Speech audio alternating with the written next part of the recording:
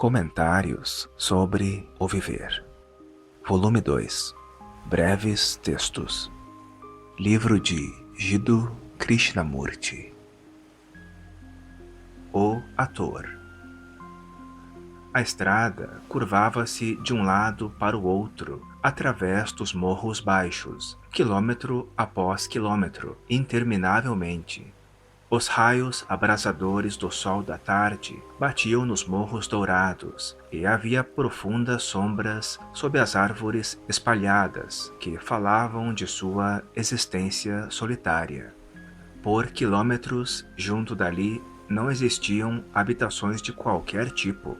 Aqui e ali viam-se algumas cabeças de gado solitárias, e somente de vez em quando outro carro aparecia na estrada plana e bem cuidada. O céu estava bem azul para o norte e resplandecente para o oeste. O campo estava estranhamente vivo, embora árido e isolado, e bem longe das alegrias e dores humanas. Não existiam pássaros, e não se viam animais selvagens, além dos poucos esquilos terrestres que corriam de um lado para o outro da estrada. Não havia água visível, exceto em 1 ou 2 lugares onde o gado estava. Com as chuvas, os morros ficariam verdes, amenos e acolhedores, mas agora eles estavam agrestes, austeros, com a beleza da grande quietude.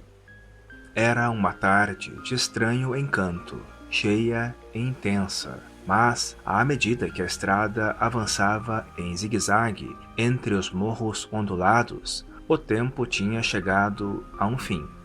A placa dizia que eram 29 quilômetros até a estrada principal que levava em direção ao norte. Levaria meia hora mais ou menos para chegar lá. Tempo e distância.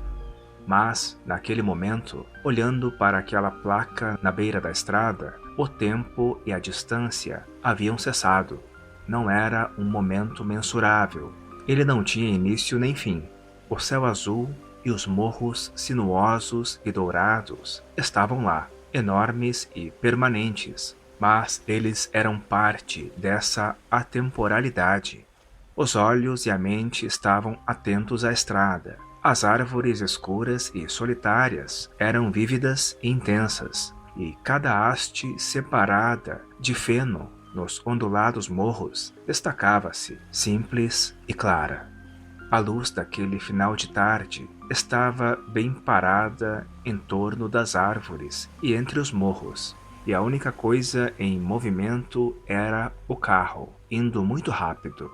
O silêncio entre as palavras era daquela quietude sem medida. Essa estrada chegaria ao fim, juntar-se-ia a outra, e aquela também chegaria ao fim em algum lugar. Essas árvores escuras e imóveis cairiam e seu pó seria espalhado e perdido. A grama verde macia viria com as chuvas e também murcharia. A vida e a morte são inseparáveis, e em sua separação está o medo perene. A separação é o início do tempo. O medo de um fim dá origem à dor de um início. Nesse círculo, a mente fica presa e tece a teia do tempo. O pensamento é o processo e o resultado do tempo, e o pensamento não pode cultivar o amor. Ele era ator, com alguma fama, e estava se tornando conhecido, mas ainda era bastante jovem para perguntar e sofrer. Por que se atua? Perguntou. Para alguns, o palco é simplesmente um meio de sustento. Para outros, isso oferece um meio para a expressão da própria vaidade. E ainda para outros, representar papéis variados é um grande estímulo. O palco também oferece uma fuga maravilhosa das realidades da vida. Eu atuo por todos esses motivos, e talvez também porque, digo isso com hesitação, espero fazer algum bem por meio do palco.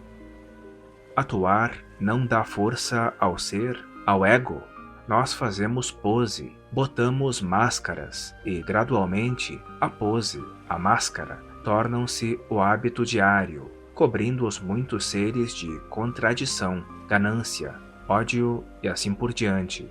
O ideal é uma pose, uma máscara cobrindo o fato, o real. Pode alguém fazer o bem por meio do palco? Você quer dizer que não se pode? Não, isso é uma pergunta, não um julgamento. Ao escrever uma peça, o autor tem certas ideias e intenções que quer transmitir eficazmente. O ator é o meio, a máscara, e o público recebe diversão ou educação. Essa educação é fazer o bem? Ou é simplesmente o condicionamento da mente para um padrão, bom ou mal, inteligente ou estúpido, planejado pelo autor? Meu Deus, nunca pensei sobre tudo isso. Veja, eu posso tornar-me um ator razoavelmente bem-sucedido, e antes de perder-me nisso por completo, estou me perguntando se atuar está destinado a ser meu modo de vida. Isso tem uma fascinação curiosa própria, às vezes muito destrutiva e outras vezes muito agradável. Pode-se levar a representação a sério, mas em si mesma não é muito séria. Como sou inclinado a ser muito sério, tenho me perguntado se deveria fazer do palco minha carreira. Há algo em mim que se rebela contra a absurda superficialidade de tudo isso, e ainda assim sinto grande atração por isso. Então estou perturbado, para dizer o mínimo. Por meio disso tudo corre o fio da seriedade. Pode outra pessoa decidir qual deve ser o modo de vida de alguém? Não, mas ao conversar sobre o assunto com outro, as coisas, às vezes, ficam claras. Se posso mostrar qualquer atividade que dê ênfase ao ser, ao ego, é destrutiva. Isso traz dor. Essa é a questão principal, não é? Você disse antes que queria fazer o bem, mas com certeza o bem não é possível quando, consciente ou inconscientemente, o ser está sendo alimentado e sustentado por meio de uma carreira ou atividade. Toda a ação não se baseia na sobrevivência do ser? Talvez nem sempre. Exteriormente, pode parecer que uma ação é autoprotetora, mas interiormente ela pode não ser nem um pouco. O que os outros dizem ou pensam a esse respeito não é de grande importância, mas a pessoa não devia se enganar. E o auto-engano é muito fácil em assuntos psicológicos. Parece-me que, se eu estiver realmente preocupado com a abnegação do ser, devo recolher-me a um monastério e levar uma vida de ermitão. É necessário ter uma vida de ermitão para abnegar o ser? Veja, temos um conceito da vida altruísta, e é esse conceito que impede o entendimento de uma vida na qual o ser não exista. O conceito é outro modelo do ser. Sem fugir para monastérios, etc., não é possível estar passivamente atento às atividades do ser? Essa consciência pode produzir uma atividade totalmente diferente, que não gere dor nem infelicidade. Então existem certas profissões que são, obviamente, prejudiciais a uma vida sã, e incluo a minha entre elas. Sou ainda bastante jovem, posso desistir do palco, e depois de entrar nisso tudo, estou bem certo que o farei. Mas depois, o que irei fazer? Tenho certos talentos que podem amadurecer e ser úteis. O talento pode tornar-se uma maldição. O ser pode usar as habilidades e entrincheirar-se nelas, e assim o talento torna-se o meio e a glória do ser. O homem talentoso pode oferecer seus dons para Deus, sabendo do perigo deles, mas ele está consciente de seus dons. Do contrário, não os ofereceria. E é essa consciência de ser ou ter algo que deve ser entendida.